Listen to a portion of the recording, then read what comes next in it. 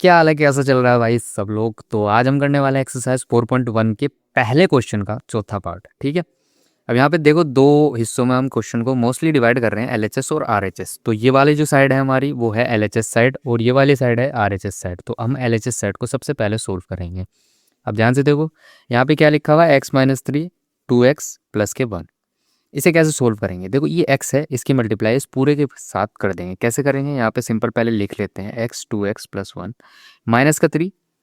हमेशा ये ध्यान रखना कि कोई भी अगर हम संख्या लिख रहे हैं तो उसके साथ उसका साइन आएगा ही आएगा, उसे मत छोड़ना, नहीं तो क्वेश्चन गलत हो जाएगा।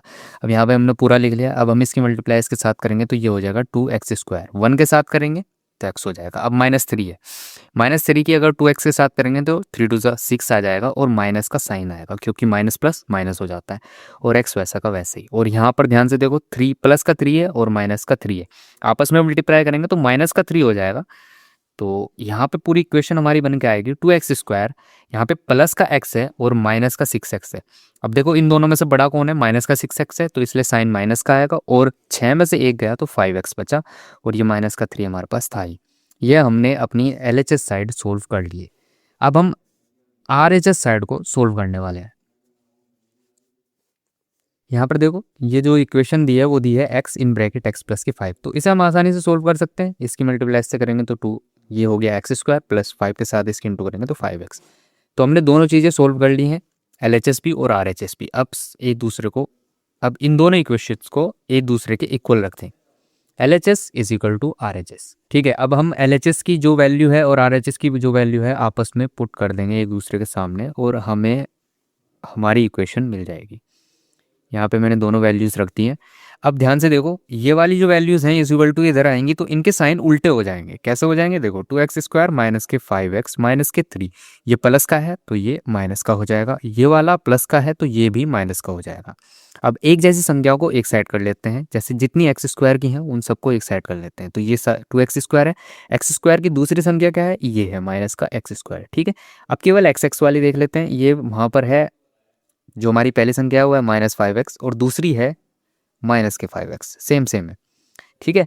और बाकी जो लास्ट में बचा वो एक तो ये बचा माइनस का 3 और इसके अलावा कुछ नहीं बचा। ठीक है। अब इसे सोल्व करेंगे। अब 2x² में से x² माइनस करोगे तो क्या आएगा, 2 में से 1 गया तो 1 आएगा, तो 1x² आ जाएगा। अब इसमें प्लस का लगेगा साइन या माइनस का, तो हमेशा याद रखना जो बड़ा होगा उसका साइन लगेगा। 2 बड़ा है तो यहाँ पर प्लस का है तो ये हमेशा प्लस का रहेगा। अब ये माइनस माइनस आपस में क्या हो जाएंगे, प्लस हो जाएंगे, 5 और 5 10 हो जाएगा और x वैसे ही लिखा जाएगा, बट साइन हमेशा किसका आएगा, जो बड़ा है उसका आएगा। तो यहाँ पर ध्यान से देखो, दोनों ही बराबर हैं तो साइन भी हमारा माइनस का आएगा, तो ये माइनस का 3 इज इक्वल टू 0। तो हमारी पूरी इक्वेशन सोल्व करके ये बन के आई है। अब हम क्या करेंगे, द्विघात समीकरण का जो अपना स्टैंडर्ड इक्वेशन है वो इसके सामने लिखेंगे और इसका कंपैरिजन करेंगे उसके साथ। ये हमारी स्टैंडर्ड इक्वेशन है। अब इसका कंपैरिजन हम इसके साथ करेंगे और ए बी सी की वैल्यू निकाल लेंगे। तो यहाँ पे ए की वैल्यू देखो ध्यान से 1 आई है, बी की वैल्यू जो आई है, सॉरी यहाँ पे प्लस आना था, बी की वैल्यू जो आई है वो -10 आई है और सी की वैल्यू जो आई है वो -3 आई है। अब ध्यान से देखो, एक सिंपल सा रूल है कि अगर ए इज इक्वल टू है 0 के तो वो द्विघात समीकरण नहीं है, पर यहाँ पर ए अगर इज इक्वल टू नहीं है 0 के तो द्विघात समीकरण है। अब ध्यान से देखो, यहाँ पर ए की वैल्यू 0 के बराबर नहीं है, ए की वैल्यू 1 आई है, तो इसका मतलब जो हमारी ये वाली इक्वेशन है, ये वाली इक्वेशन द्विघात समीकरण होगी, तो इसका आंसर आ जाएगा यस।